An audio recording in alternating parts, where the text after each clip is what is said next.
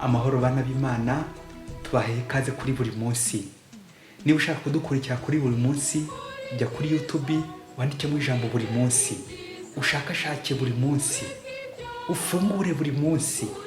Ufungure buri munsi. Ufungurira abandi buri munsi. Ukuri kuzabaha kuba mu bwigenge. Ukuri kuzabaha kuba mu bwigenge.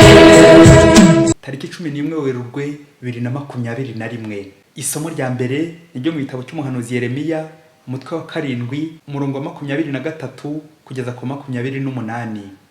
Uhoraho aravuze ati: abasekuruza banyu nabisabiye gusa ibi bikurikira, nimwumve ijwi ryanjye, nzababera Imana, namwe muzambera umuryango. Mukurikire neza inzira mberetse, bityo muzahirwa. Ariko ntibumvise, ntago bateze amatwi, ahubwo bigenjereje uko bishakiye, maze banangira umutima ku buryo buteye ishozi. Aho bandebye bantera umugongo. Kuva abasekuruza babo bava mu gihugu cya Misiri, sinigeze ntuza kohereza buri munsi abagaragu banjye bose b'abahanuzi kugeza na n'ubu. Ariko ntibanyumvise, ntago banteze amatwi, bashingaritse ijosi ryabo, barusha abasekuruza babo ubugome. Ubasobanurira ayo magambo yose, ariko ntibakumve. Urabahamagara, ariko ntibakwitabe. None rero ubabwira uti: dore umuryango utumva Uhoraho Imana yawo, ukanga kwigishwa. Ukuri kwarayotse, ndi ku kirango ku munwa wabo. Iryo ni ijambo ry'Imana. Zaburi ni ya 95. Uyu munsi ntitugundirize umutima wacu, ahubwo twumve ijwi ry'Uhoraho. Nimuze tuvugirize impundu Uhoraho, turirimbe urutare rudukiza. Tumuhinguke imbere tumurata, tumuririmbire ibisingizo. Nimwinjire duhine umugongo twuname, dutere ivi imbere y'Uhoraho waturemye, kuko we ari Imana yacu, naho twe tukaba imbaga yo mu rwuri rwe, n'ubushyo buragiwe n'ikiganza cye. Iyaba uyu munsi mwakundaga mukumva ijwi rye, ntimugundirize umutima wanyu nk'imeriba, nko ku munsi y'imasa mu butayu, aho abasokuruza banyu banyinjaga, aho bangeragerezaga. Uyu munsi ntitugundirize umutima wacu, ahubwo twumve ijwi ry'Uhoraho. Nyagasani Yesu nabane namwe. Amagambo mu Ivanjili ntagatifu Yesu Kristu uko yanditswe na Luka, umutwe wa 11, umurongo wa 14 kugeza ku 23. Muri icyo gihe Yesu yariho yirukana roho mbi, yari yagize umuntu ikiragi. Roho mbi imaze kumuvamo, ikiragi kiravuga, abantu bose baratangara. Icyakora bamwe muri bo baravuga bati: Belizebuli umutware wa roho mbi niwe yirukanisha roho mbi. Naho abandi bamusaba ikimenyetso kivuye mu ijuru bamwinja. Yesu amenya ibyo batekereza, arababwira ati: ingoma yose yibyayemwe amahari irarimbuka, n'amazu yayo yose akagwirirana. Niba rero Sekibi yibyayemwe amahari, ingoma yayo izakomera ite? Ko muvuga ngo roho mbi nzirukanisha Belizebuli? Niba ari Belizebuli nirukanisha roho mbi, abana banyu bazirukanisha nde? Nibo rero bazababera abacamanza. Ariko niba ari urutoki rw'Imana nirukanisha roho mbi, nuko ingoma y'Imana yabagezemo. Iyo umuntu w'umunyamaboko kandi ufite intwaro arinze urugo rwe, ibyo biba amahoro. Ariko iyo haje umurusha amaboko akamutsinda, akamwambura intwaro yari yiringiye, amunyaga ibye, akabigaba, utari kumwe nanjye abandwanya, n'utarunda hamwe nanjye abanyanyagiza. Iyo ni Ivanjili ntagatifu. Bavandimwe, Kristo naganze mu mitima yacu. Umunsi wo kwa 4 muri liturujia uharirwa kuzirikana ku masakamento abiri agize kiliziya: ubusaserdoti n'Ukaristiya. Ryayibukiro rya 5 mu mibukiro y'urumuri, Yesu ari mu Karistiya, dusaba inema kumuhabwa neza. Abenshi Yesu baramuhabwa, ariko bakumva ntacyo byabamariye. Kubera iki? Ntago bamwitegura neza, ntago bamuhabwa neza uko bikwiye. Umutima n'umutwe biba bifunze, bidadiye. None muvandimwe, Yesu yaca he kandi udanangiye umutima n'umutwe? Nguko kunangira, incredulité, kutubuza imigisha ya Yesu. Aya masomo yose yagarutse ku ijambo ukunangira umutima, bizitira Imana. Ingingo remezo iza kudufasha kurwanya ingeso mbi yo kunangira umutima iragira iti: ukuri kurakiza, ikinyoma kirica. Abantu benshi bagaragara inyuma nk'abakristo bemera kandi bitangira iby'Imana ku buryo bw'agatangaza, bakagaragara basenga by'inyuma, ariko iyo byari bivuye ku mutima tukabikorana ukuri. Iyo myifatire yo kubeshya Imana, tukaryama bagenzi bacu ku maso, umubiri wacu ukaba wegera Imana, ariko imitima iri kure y'Imana. Nibyo umuhanuzi Yeremiya ari kunenga umuryango w'Imana mu isomo rya mbere, kuko Uhoraho abimutumye. Bigaragara ko Imana ifite agahinda n'akababaro, ngaho imaze kurambirwa ababeshyi abayishushanya. Yagize iti: dore umuryango utumva Uhoraho Imana yawo, ukanga kwigishwa. ukuri kwarayotse, ndi ku kirango ku munwa wabo. Uwo ni Nyagasani ubivuze. Ese ngewe imvugo yanjye niyo ngiro yanjye n'ubundi? Mbeshya kangahe ku munsi? Mvugisha ukuri kangahe ku munsi? Icyaremera cyane kurusha ikindi ari ukuri, ari ikinyoma. Umwana ati ikinyoma cyahita gikwedura umunzani kuko kirusha uburemere nyine. Muvandimwe, fungurira umukiza wawe Yezu akugirire impuhwe, agukize, yiteguye kugukiza. Hari formule nziza y'isengesho tujya ducurika kubera kunange no kuryarya Imana tuyibeshya, igira iti prier c'est fermer les yeux et ouvrir le cœur. Gusenga ni ugufunga amaso y'umubiri, ntukomeze kurangamira iby'isi, hanyuma ugafungura amaso y'umutima ukarangamira Imana, ukarangamira iby'ijuru. Iyo ubigenje utyo uba uri mu kuri hamwe n'Imana. Iyo ubicuritse nabwo uba wicaye ku ntebe y'ikinyoma muri kuganira na shitani, kuko nyine shitani yitwa Sekinyoma.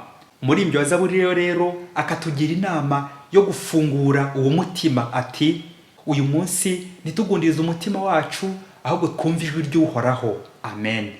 Ukura kuri Nyagasani akurayo ukuri, birumvikana. Naho iyo mutavugana umera nkaho ndutumikira uwo badaherukana akamubeshyera. Kubeshya no kubeshyera abandi y'ibyaha amaze gushinja Yezu muri iyi vanjiri. Baramubeshyeye da. Ibaze nawe kubeshya ukagera aho ubeshya Imana by'amahano ukayibeshyera. Mbega kinyoma! Mu mayire shitani yo kwiyoberanya ashaka gutanya abana b'Imana, agomba gucura ikinyoma kandi kigafata. Nuko ikinyoma kigahabwa intebe. Ariko humura mubyeyi, amaherezo ukuri kuzatsinda. Na Yezu baramuharabitse, baramusebya, baramubeshyera kubera kunangira, incredulité kwabigisha amategeko n'abafarizayi. Bati umutware wa roho mbi Belizebuli niwe yirukanisha roho mbi. Dore ikinyoma cyambaye ubusa ababyeyi. Nawe mubyeyi, kuri iyo foto Yezu ahagararanye na Belizebuli ngo bari kuganira, baricaranye. Urumva ko ari ikinyoma? Yezu mu kubasubiza yagize ati ingoma yose yabyayemwe amahari irarimbuka, n'amazu yayo yose akagwirirana. Amen. Ni koko bavandimwe, usanga shitani akagusandaza, wasanga Imana ikagusana, ugasusuruka, ugaseka. Shitani nawe yitwa Sekibi, Sekinyoma, Kareganyi, Diviseur, Séducteur. Aho igeze ihaca icyuho, urwango, amacenga, amacakubiri, akavuyo, mbese no gusandaza ibyo igezeho byose. Ni nayo mpamvu Yezu ari kuduhamagarira kunga ubumwe hamwe nawe, hato shitani ikinyoma atadusandaza. Yezu yagize ati utari kumwe nanjye abandwanya, n'utarunda hamwe nanjye abanyanyagiza. Amen. Mu mizirindwi y'ibyaha umushefu wayo ni ubwirasi, kwiyemera, kwibonekeza, kwishyira hejuru. Shitani rero kugira ngo yigarurire imbaga y'abantu benshi, aberwa no gucangacanga abantu, akababeshya, akabashyiraho, ariko bikaza kurangira ikinyoma gihiye. Dore ko ukuri guca mu ziko ariko ntigushye. Ni koko ukuri kurakiza, n'ikinyoma kirahombya kikica. Umunsi umwe umukobwa warurangije kwiga kaminuza yabwiye papa we ati mfite sheri mu minsi mike tuzabereka ibirori. Rero iwabo umukobwa akaba ari bakize cyane ibi byo gukira. Nuko se aramubwira ati bwira umukwe rero ko tugiye kuza kumusura turebe iwe.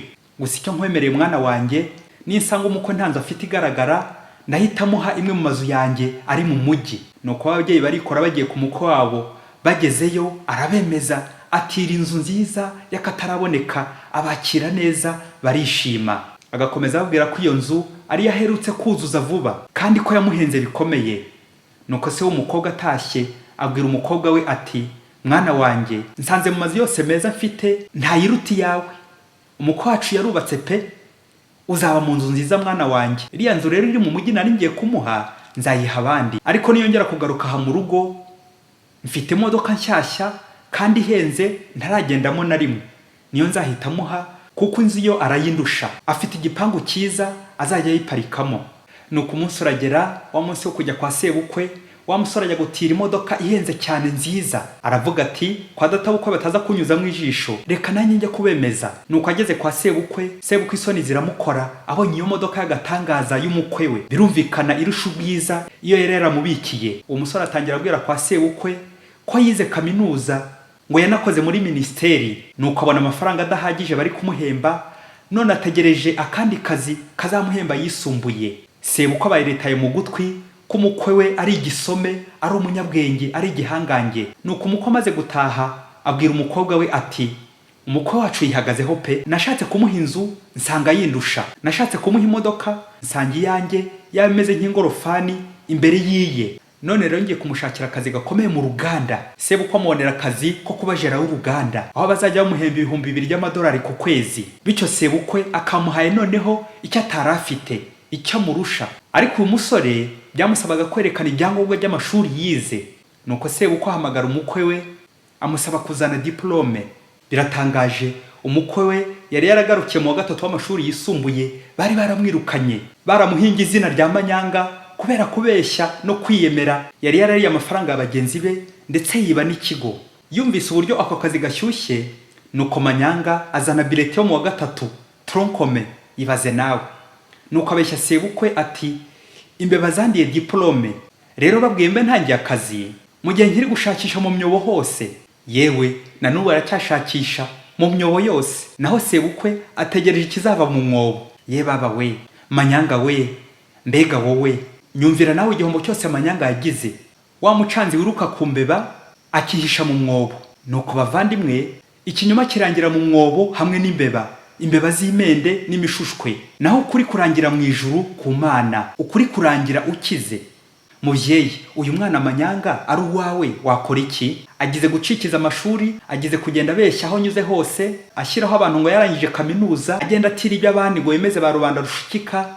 Ese abakobwa bagowe koko uwajya kwa Manyanga, aho Manyanga ntiyazamuta mu nzu y'ikodi akanamugurisha? Babyeyi, murumva ibintu byose ba Manyanga bahomba: inzu, imodoka, akazi n'ibindi byinshi byiza.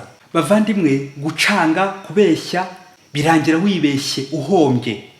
Urabeshya ariko ukibeshya, bikarangira urindagiye, kuko ukomeza kwihugiraho, kwifungirana, ukibwira ko wihagije wowe ubwawe, ugafunga umutwe n'umutima. Ukabeshya bikazarangira nawe umugeni umubuze. Agenda ukwirakwiza ibinyomuti kugira ngo tubane mu rugo. Ndamubeshya ko ndangije kaminuza, ngiye gutangira profesora, bityo yumve ko ndi igikenya. Igikenya biva ku nshinga gukenyuka.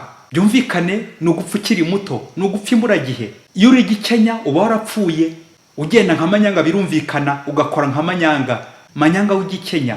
Umuhanga ati muvandimwe, uramutse ucitse ku ngeso yo kubeshya, ndakubwiza ukuri, wacika ku byaha byinshi. Ntiwajya kwiba hatarimo kubeshya, ukabeshya ugahuguza mpaka unyugushuye.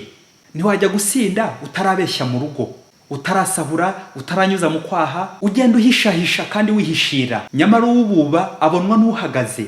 Ntiwajya gusambana utarabeshya kuzirengera ingaruka zose. Ariko iyo umukobwa amaze gusama atwite, ye baba we, dore kwigarikana no gushwana, kwihakana, kwivamo, gucurika indahiro ngo singeyo barambeshyera, bikaza kurangira mu kinyoma nyine.